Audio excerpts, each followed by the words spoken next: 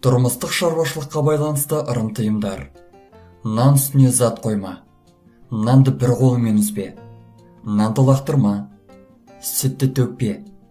Сыпырғышты тік қойма. Отқа түкірме. Тұзды баспа. Мәдени гигиеналық мағынаны қалыптастыратын ырымдар мен тыйымдар. Шелектегі суға аузыңды салма. Саусағыңды аузыңа салушы болма. Бас киіммен ойнама. Таңдайыңды қақпа. Басыңды шайқама. Екі езуіңді керме. Шашыңды аяқ астына тастама. Жағыңды таянба. Экологиялық тәрбие беретін тыйым сөздер. Жалғыз ағашты жұлма. Көкті жұлма. Малды теппе. Суға дәрет сындырма. Құстың ұясын бұзба. Су шашып ойнама. Әдептілік пен мәдениеттікке шақыратын ырым сөздер. Үлкеннің алдын кесуші болма. Адамды айналма. Кемтар адамға күлме. Адамға қарап түкірме.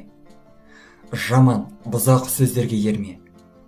Кісіге қару кеземе. Үлкеннің жолын кеспе. Жақсыдан тәбәрік ал, жақсылығы теді. Анаға зекіме, азабын тартасың. Барды жоқ деме, барың жоқ болады. Балаларды қауіптен сақтандыратын ырым сөздер. Отпен ойнама, оттан аттаушы болма. Пышақты шалқасынан қойма, пышақтың жүзін жалама.